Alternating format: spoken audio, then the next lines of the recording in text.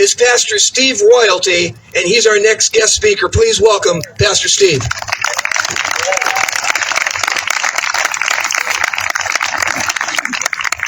What an honor to share today. Wow, that was it's hard to follow Pam right there. And I have my notes because I'm a pastor, and if I don't have notes, you're all in trouble today. But I do want to talk about freedom, and freedom is a thing worth fighting for, isn't it?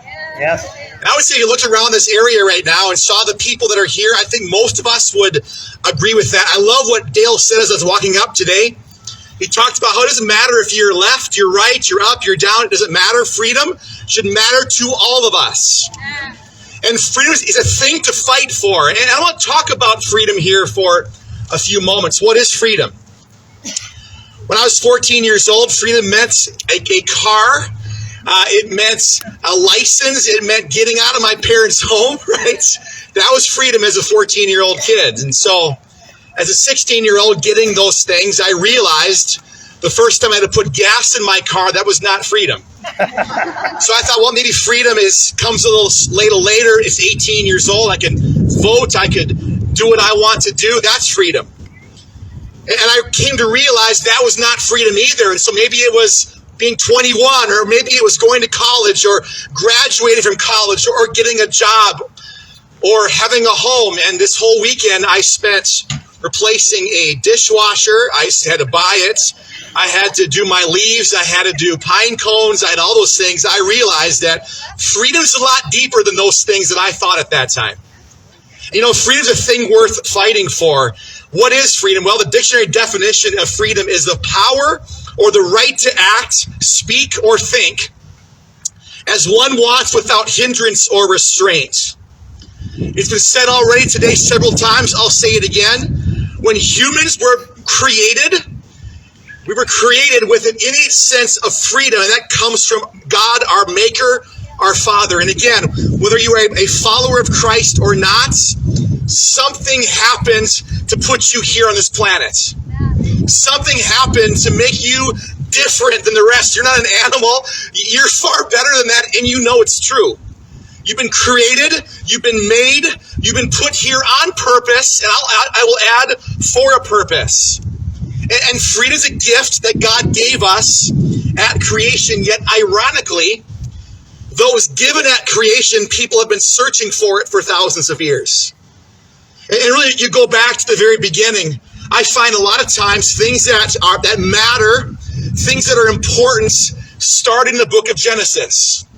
In the book of Genesis, you find just 3 chapters into the story of creation, humanity giving up its freedom, humanity walking away from what God had intended for them to have by choosing to rebel against God, the Creator, the freedom giver.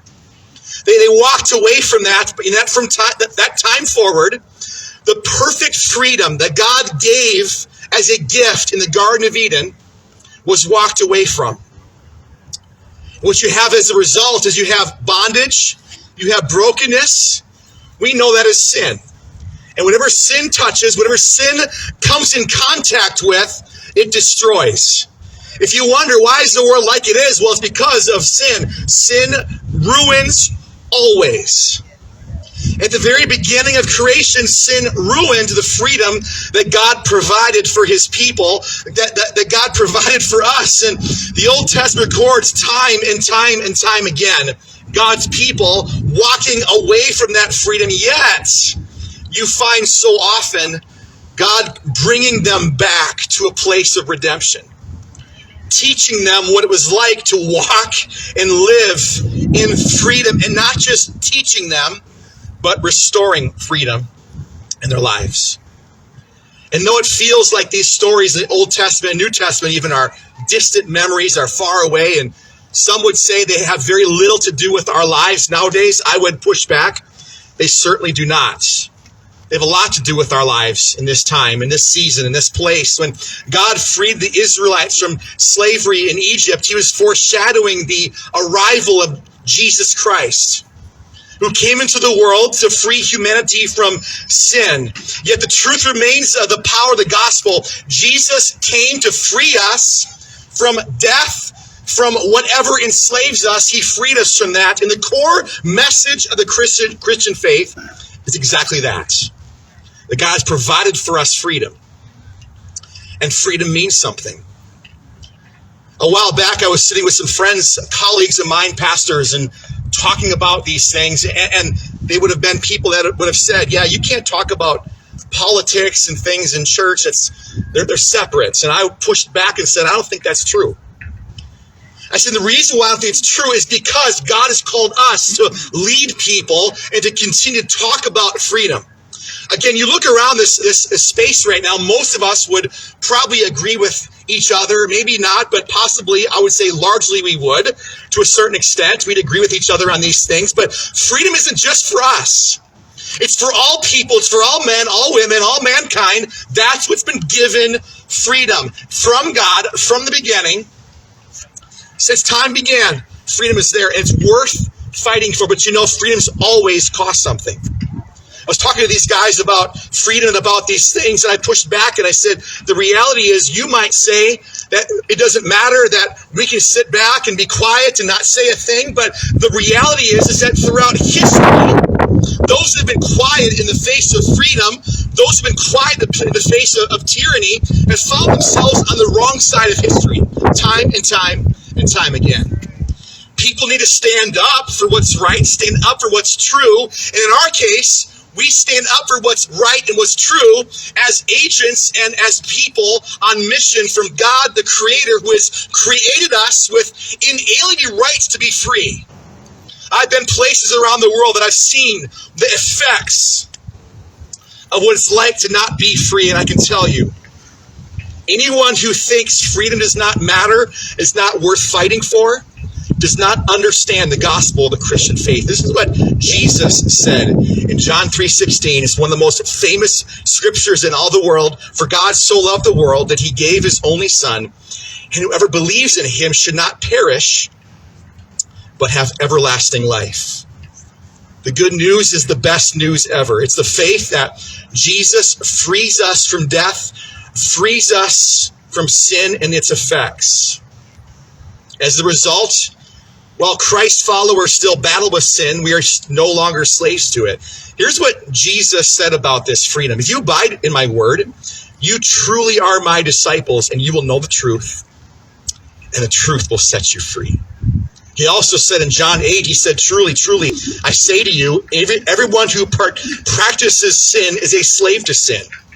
The slave does not remain in the house forever. The son remains. So the son sets you free. You'll be free indeed. Do you realize it's these words, these concepts, these ideals that our forefathers founded our nation upon? The United States is unique in the fact that no other nation, no other power in the world in history has been founded on the ideal of freedom. And our forefathers, well, some of them were not believers, as we know. Some of them were deists or some of the other things. But the reality is all of them read these words and dreamt of a time and a life where men and women could walk in freedom. Were they perfect in this? Of course not. Are you perfect? Neither am I. We make mistakes. We say things wrong. We do things wrong at times. Yet the nation, the ideal of freedom is what our nation was found on. It's what men and women have gone to war over for years and years. It's what makes our nation unique among history. People dreamt of a life of not only having freedom, but offering it to others, giving others access to that same freedom. It's unique in all of history. See, friends, God has always given us freedom to choose our own path. He made us as his sons, his daughters, his creation, his most prized of creation. He made us in this way in his image, and it's a good thing. And he's also given us the free will to accept that freedom or to not. He gave each person the free will to accept or reject his offer of salvation, his offer of freedom. He gives each person the freedom to live in freedom. Yet this truth remains. You are called to freedom in Galatians chapter 5, brothers. Only do not use your freedom as an opportunity for the flesh, but through love serve one another. This is freedom. When we share it and secure it for others. We're in a time and we're in a place where under attack is the notion and the idea of freedom.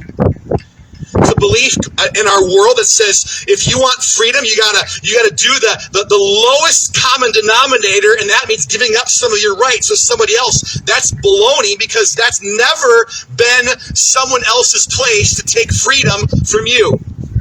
Because you were born with that innate ability to walk and make decisions and follow in freedom. And not only that, but also secure it for others. I've seen the effects of people without freedom firsthand. I've traveled around the world in many places. I've been honored to be in places that I could never have imagined. I've experienced firsthand shutdowns of power in parts of the world where the government mandated those shutdowns of power. I've experienced that. I have been in places where there are runs on fuel thanks to those governments. I have shopped in grocery stores with very few options. I have been in Soviet era housing. I have shared a meal in Soviet era housing. I have prayed for individuals who are living in places like that. I have been in places where freedom is very limited. And I've been privileged to bring freedom in those spots. I've also had the privilege of being in places where freedom is a spark in someone's eye. I'll never forget being in Tanzania about several years back, traveling with a young man for about 4 hours. We were driving from the big city to a small town, and we had with us the gospel and a large can of gasoline. And that gasoline was going to power a water well that we had helped put in a place where, and the reality was, if we did not have the freedom to provide that, this area would not have clean water. And I saw as we pulled up to this water well and brought this gasoline out and placed it according to the generator, and watching the people's excitement over what we did. Friends, freedom is a thing worth fighting for. Well, what I saw in the spark in this young man's eye, as he started dreaming of a life of freedom, he's talked about his college education and what that might mean for him and the future. Friends, freedom is worth fighting for, and freedom is a thing worth sharing with others. Our nation is blessed in part because of our heart to share freedom with other people around the world. I know missionaries who are living in difficult places. I have a friend who lives in a small country in northern Africa, and his whole purpose for being there is to share the gospel and teach these people how to sustainably farm.